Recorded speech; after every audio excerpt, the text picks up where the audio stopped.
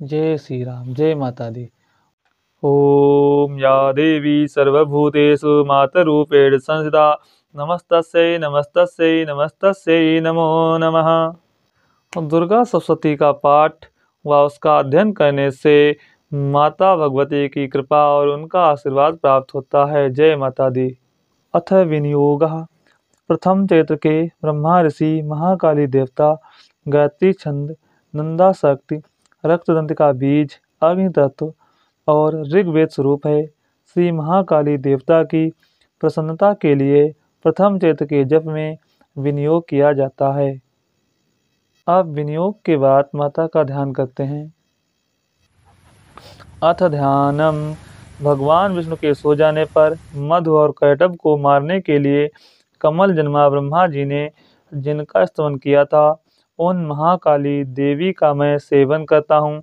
वे अपने 10 हाथों में खड्ग, चक्र, गदा, बाण, धनुष, परिघ, शूल, भुसुंड, मस्तक और शंख धारण करती हैं। उनके 3 नेत्र हैं। वे समस्त अंगों में दिव्य आभूषणों से विभूषित हैं। उनके शरीर की कांति नीलमणि के समान है तथा वे 10 मुख और 10 पैरों से युक्त हैं। ओम नमश्चंडिकाय। मार्कंडेय उवाच। मार्कंडेय जी बोले, सूर्य के पुत्र सावर्ण जो 8वें मनु कहे जाते हैं, उनकी उत्पत्ति की कथा विस्तार पूर्वक कहता हूँ, सुनो। सूर्य कुमार महाभाग सावर्ण भगवती महामाया के अनुग्रह से जिस प्रकार मनवंतर के स्वामी हुए, वही प्रसंग सुनाता हूँ। पूर्व काल की बात है। स्वारोचिस मनवंतर में सुरथ नाम के एक राजा थे, जो चैत्र वंश में उत्पन्न हुए थे। उनका समस्त भूमंडल पर अधिकार था। वे प्रजा का अपने औरस पुत्रों की भांति धर्म पूर्वक पालन करते थे। तो भी उस समय कोला विध्वंसी नाम के क्षत्रिय उनके शत्रु हो गए। राजा सुरथ की दंड नीति बड़ी प्रबल थी। उनका शत्रुओं के साथ संग्राम हुआ। यद्यपि कोला विध्वंसी संख्या में कम थे, तो भी राजा सुरथ युद्ध में उनसे परास्त हो गए। तब वे युद्ध भूमि से अपने नगर को लौट आए और केवल अपने देश के राजा होकर रहने लगे। किंतु वहां भी उन प्रबल शत्रुओं ने उस समय महाभाग राजा सुरथ पर आक्रमण कर दिया। राजा का बल क्षीण हो चला था, इसलिए उनके दुष्ट, बलवान और दुरात्मा मंत्रियों ने वहां उनकी राजधानी में भी राजकीय सेना और खजाने को हथिया लिया। सुरथ का प्रभुत्व नष्ट हो चुका था, इसलिए वे शिकार खेलने के बहाने घोड़े पर सवार हो वहां से अकेले ही एक घने जंगल में चले गए। वहां उन्होंने विप्रवर मेधा मुनि का आश्रम देखा, जहां कितने ही हिंसक जीव परम शांत भाव से रहते थे। मुनि के बहुत से शिष्य उस वन की शोभा बढ़ा रहे थे। वहां जाने पर मुनि ने उनका सत्कार किया और वे उन मुनि श्रेष्ठ के आश्रम पर इधर उधर विचरते हुए कुछ काल तक रहे। फिर ममता से आकृष्ट चित्त होकर वहां इस प्रकार चिंता करने लगे, पूर्व काल में मेरे पूर्वजों ने जिसका पालन किया था, वही नगर आज मुझसे रहित है। पता नहीं मेरे दुराचारी भृत्यगण उसकी धर्म पूर्वक रक्षा करते हैं या नहीं। जो सदा मद की वर्षा करने वाला और सूरवीर था, वह मेरा प्रधान हाथी अब शत्रुओं के अधीन होकर न जाने किन भोगों को भोगता होगा। जो लोग मेरी कृपा, धन और भोजन पाने से सदा मेरे पीछे पीछे चलते थे, वे निश्चय ही अब दूसरे राजाओं का अनुसरण करते होंगे। उन अपव्ययी लोगों के द्वारा सदा खर्च होते रहने के कारण अत्यंत कष्ट से जमा किया हुआ मेरा वह खजाना खाली हो जाएगा। ये तथा और भी कई बातें राजा सुरथ निरंतर सोचते थे। एक दिन वहां विप्रवर मेधा के आश्रम के निकट एक वैश्य को देखा और उससे पूछा, भाई तुम कौन हो? यहाँ तुम्हारे आने का क्या कारण है? तुम क्यों शोकग्रस्त हो और अनमने से दिखाई देते हो? राजा सुरथ का यह प्रेम पूर्वक कहा हुआ वचन सुनकर वैश्य ने विनीत भाव से उन्हें प्रणाम करके कहा। वैश्य बोला, राजन, मैं धनियों के कुल में उत्पन्न एक वैश्य हूँ। मेरा नाम समाधि है। मेरे दुष्ट स्त्री पुत्रों ने धन के लोभ से मुझे घर से बाहर निकाल दिया है। मैं इस समय धन, स्त्री और पुत्रों से वंचित हूँ। मेरे विश्वसनीय बंधुओं ने मेरा ही धन लेकर मुझे दूर कर दिया है। इसलिए दुखी होकर मैं वन में चला आया हूँ। यहाँ रहकर मैं इस बात को नहीं जानता कि मेरे पुत्रों की, स्त्री की और स्वजनों की कुशल है या नहीं। इस समय घर में वे कुशल से रहते हैं अथवा उन्हें कोई कष्ट है। वे मेरे पुत्र कैसे हैं? क्या वे सदाचारी हैं अथवा दुराचारी हो गए हैं?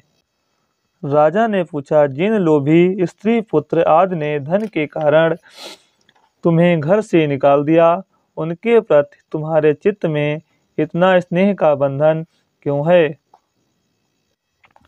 वैश्य बोला, आप मेरे विषय में जैसी बात कहते हैं वह सब ठीक है, किंतु क्या करूं, मेरा मन निष्ठुरता नहीं धारण करता। जिन्होंने धन के लोभ में पड़कर पिता के प्रति स्नेह, पति के प्रति प्रेम तथा आत्मीय जन के प्रति अनुराग को तिलांजल दे मुझे घर से निकाल दिया है, उन्हीं के प्रति मेरे हृदय में इतना स्नेह है। महामते गुणहीन बंधुओं के प्रति भी जो मेरा चित्त इस प्रकार प्रेम मग्न हो रहा है, यह क्या है? बात को मैं जानकर भी नहीं जान पाता। उनके लिए मैं लंबी सांसें ले रहा हूँ और मेरा हृदय अत्यंत दुखित हो रहा है। उन लोगों में प्रेम का सर्वथा भाव है, तो भी उनके प्रति जो मेरा मन निष्ठुर नहीं हो पाता, इसके लिए क्या करूं? मार्कंडेय जी कहते हैं, ब्रह्मन तदंतर राजाओं में श्रेष्ठ सुरथ और वह समाधि नामक वैश्य दोनों साथ साथ मेधा मुन की सेवा में उपस्थित हुए और उनके साथ यथा योग्य न्यायानुकूल विनयपूर्ण बर्ताव करके बैठे। तत्पश्चात वैश्य और राजा ने कुछ वार्तालाप आरंभ किया। राजा ने कहा, भगवान, मैं आपसे एक बात पूछना चाहता हूँ, उसे बताइए। मेरा चित्त अपने अधीन न होने के कारण वह बात मेरे मन को बहुत दुख देती है। जो राज्य मेरे हाथ से चला गया है, उसमें और उसके संपूर्ण अंगों में मेरी ममता बनी हुई है। मुनिश्रेष्ठ, यह जानते हुए भी कि वह अब मेरा नहीं है, अज्ञानी की भांति मुझे उसके लिए दुख होता है। यह क्या है? इधर यह वैश्य भी घर से अपमानित होकर आया है। इसके पुत्र, स्त्री, पुत्रों और भृत्यों ने इसे छोड़ दिया है। स्वजनों ने भी इसका परित्याग कर दिया है, तो भी यह उनके प्रति अत्यंत हार्दिक स्नेह रखता है। इस प्रकार यह तथा मैं दोनों ही बहुत दुखी हैं। जिसमें प्रत्यक्ष दोष देखा गया है, उस विषय के लिए भी हमारे मन में ममता जनित आकर्षण पैदा हो रहा है। महाभाग, हम दोनों समझदार हैं, तो भी हमें जो मोह पैदा हुआ है, यह क्या है? विवेक शून्य पुरुष की भांति मुझमें और इसमें भी यह मूर्ता प्रत्यक्ष दिखाई देती है। ऋषि बोले, महाभाग, विषय मार्ग का ज्ञान सब जीवों को है। इसी प्रकार विषय भी सबके लिए अलग अलग हैं। कुछ प्राणी दिन में नहीं देखते और दूसरे रात में ही नहीं देखते, तथा कुछ जीव ऐसे हैं जो दिन और रात्रि में भी बराबर ही देखते हैं। यह ठीक है कि मनुष्य समझदार होते हैं, किंतु केवल वे ही ऐसे नहीं होते। पशु, पक्षी और मृग आदि भी प्राणी समझदार होते हैं। मनुष्यों की समझ भी वैसी ही है जैसी उन मृग और पक्षियों की होती है, तथा जैसी मनुष्यों की होती है वैसी ही उन मृग, पक्षी आदि की होती है। यह तथा अन्य बातें भी प्रायः दोनों में समान ही हैं। समझ लेने पर भी इन पक्षियों को तो देखो, ये स्वयं भूख से पीड़ित होते हुए भी मोहवश बच्चों की चोंच में कितने चाव से अन्न के दाने डाल रहे हैं। नरश्रेष्ठ, क्या तुम नहीं देखते कि ये मनुष्य समझदार होते हुए भी लोभवश अपने किए हुए उपकार का बदला पाने के लिए पुत्रों की अभिलाषा करते हैं?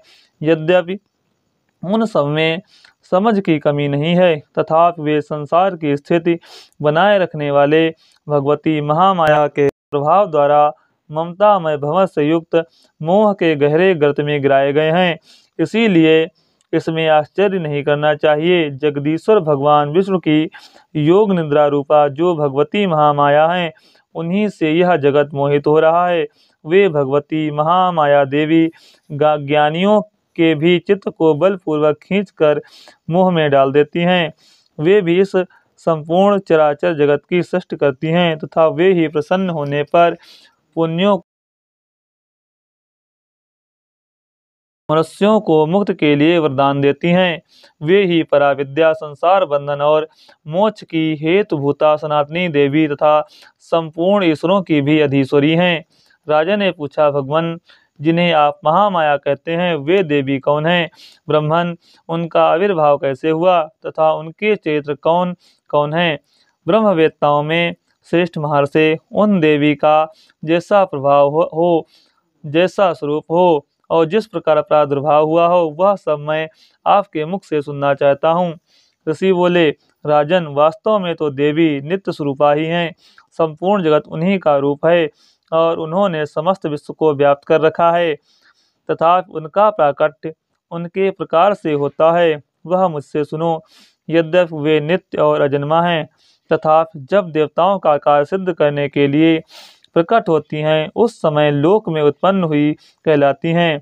कल्प के अंत में जब संपूर्ण जगत एक कारण में निमग्न हो रहा था और सबके प्रभु भगवान विष्णु शेषनाग की सैया बिछाकर योग निद्रा का आश्रय ले सो रहे थे, उस समय उनके कानों के मैल से दो भयंकर असुर उत्पन्न हुए जो मधु और कैटभ के नाम से विख्यात थे।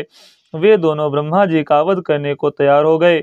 भगवान विष्णु के नाभि कमल में विराजमान प्रजापति ब्रह्मा जी ने जब उन दोनों भयानक असुरों को अपने पास आया और भगवान को सोया हुआ देखा, तब एकाग्रचित होकर उन्होंने भगवान विष्णु को जगाने के लिए उनके नेत्रों में निवास करने वाली योग निद्रा का स्तवन आरंभ किया, जो इस विश्व की अधीश्वरी, जगत को धारण करने वाली, संसार का पालन और संहार करने वाली तथा तेजा स्वरूप भगवान विष्णु की अनुपम शक्ति हैं। उन्हीं भगवती निद्रा देवी की भगवान ब्रह्मा स्तुति करने लगे। ब्रह्मा जी ने कहा, देवी, तुम ही स्वाहा, तुम ही सुधा और तुम ही वसटकार हो। स्वर भी तुम्हारे ही स्वरूप हैं। तुम ही जीवनदायिनी सुधा हो। नित्य अक्षर प्रणव में अकार, उकार, मकार इन तीनों मात्राओं के रूप में तुम ही स्थित हो तथा इन तीन मात्राओं के अतिरिक्त जो बिंदु रूपा नित्य अर्ध मात्रा है जिसका विशेष रूप से उच्चारण नहीं किया जा सकता वह भी तुम ही हो। देवी, तुम ही संध्या, सावित्री तथा परम जननी हो। देवी, तुम ही इस विश्व ब्रह्मांड को धारण करती हो। तुमसे ही इस जगत की सृष्टि होती है, तुम ही से इसका पालन होता है और सदा तुम ही कल्प के अंत में सबको अपना ग्रास बना लेती हो। जगन्मयी देवी, इस जगत की उत्पत्ति के समय तुम षष्ठ रूपा हो, पालन काल में स्थित रूपा हो तथा कल्पांत के समय संहार रूप धारण करने वाली हो। तुम ही महाविद्या, महामाया, महामेधा, महास्मृति, महामोह रूपा, महादेवी और महासुरी हो। तुम ही तीनों गुणों को उत्पन्न करने वाली सबकी प्रकृति हो। भयंकर कालरात्रि, महारात्रि और मोहरात्रि भी तुम ही हो। तुम ही सी, तुम ही ईश्वरी, तुम ही ह्री और तुम ही बोध स्वरूपा बुद्धि हो। लज्जा, पुष्टि, तुष्ट, शांति और क्षमा भी तुम ही हो। तुम खड्गधारिणी, शूलधारिणी, घोर रूपा तथा गदा, चक्र, शंख और धनुष धारण करने वाली हो। बाण, भुसुंडी और परिघ ये भी तुम्हारे अस्त्र हैं। तुम सौम्य और सौम्यतर हो। इतना ही नहीं, जितने भी सौम्य एवं सुंदर पदार्थ हैं उन सब की अपेक्षा तुम अत्यधिक सुंदरी हो और परम अपर सबसे परे रहने वाली परमेश्वरी तुम ही हो। सर्वे स्वरूपे देवी, कहीं भी सत असत रूपा जो कुछ वस्तुएं हैं उन सब की जो शक्ति है वह तुम ही हो। ऐसी अवस्था में तुम्हारी स्तुति क्या हो सकती है? जो इस जगत की सृष्टि, पालन और संहार करते हैं उन भगवान को भी जब तुमने निद्रा के अधीन कर दिया है तब तुम्हारी स्तुति करने में यहाँ कौन समर्थ हो सकता है? मुझको, भगवान शंकर को तथा भगवान विष्णु को भी तुमने ही शरीर धारण कराया है, अतः तुम्हारी स्तुति करने की शक्ति किसमें है? देवी, तुम तो अपने इन उदार प्रभावों से ही प्रशंसित हो। ये जो दोनों दुर्धर्ष असुर मधु और कैटभ हैं इनको मुंह में डाल दो और जगदीश्वर भगवान विष्णु को शीघ्र ही जगा दो। साथ इनके भीतर इन दोनों महान असुरों को मार डालने की बुद्धि उत्पन्न कर दो। ऋषि कहते हैं, राजन, जब ब्रह्मा जी ने वहां मधु और कैटभ को मारने के उद्देश्य से भगवान विष्णु को जगाने के लिए तमोगुण की अधिष्ठात्री देवी योग निद्रा की इस प्रकार स्थित की, तब वे भगवान के नेत्र, मुख, नासिका, बाहु, हृदय और वक्ष स्थल से निकलकर अव्यक्त जन्मा ब्रह्मा जी की दृष्टि के समक्ष खड़ी हो गईं। योग निद्रा से मुक्त होने पर जगत के स्वामी भगवान जनार्दन उस एकाड़व के जल में शेषनाग की सैया से जाग उठे। फिर उन्होंने उन दोनों असुरों को देखा। वे दुरात्मा मधु और कैटभ अत्यंत बलवान तथा पराक्रमी थे और क्रोध से लाल आंखें किए ब्रह्मा जी को खा जाने के लिए उद्योग कर रहे थे। तब भगवान श्री हरि ने उठकर उन दोनों के साथ 5000 वर्षों तक केवल बाहु युद्ध किया। वे दोनों भी अत्यंत बल के कारण उन्मत्त हो रहे थे। इधर महामाया ने भी उन्हें मोह में डाल रखा था। इसलिए वे भगवान विष्णु से कहने लगे, हम तुम्हारी वीरता से संतुष्ट हैं, तुम हम लोगों से कोई वर मांगो। श्री भगवान बोले, यदि तुम दोनों मुझ पर प्रसन्न हो तो अब मेरे हाथ से मारे जाओ। बस इतना सा ही मैंने वर मांगा, यहाँ दूसरे किसी वर से क्या लेना है। ऋषि कहते हैं, इस प्रकार धोखे में आ जाने पर जब उन्होंने संपूर्ण जगत में जल ही जल देखा, तब कमल ने भगवान से कहा, जहाँ पृथ्वी जल में डूबी हुई ना हो, जहाँ सूखा स्थान हो, वहीं हमारा वध करो। ऋषि कहते हैं, तब तथास्तु कहकर शंख चक्र गदा धारण करने वाले भगवान ने उन दोनों के मस्तक अपनी जांघ पर रखकर चक्र से काट डाले। इस प्रकार ये देवी महामाया ब्रह्मा जी की स्तुति करने पर स्वयं प्रकट हुई थी। अब पुनः तुमसे उनका प्रभाव का वर्णन करता हूँ, सुनो। जय माँ भगवती की जय। श्री राम।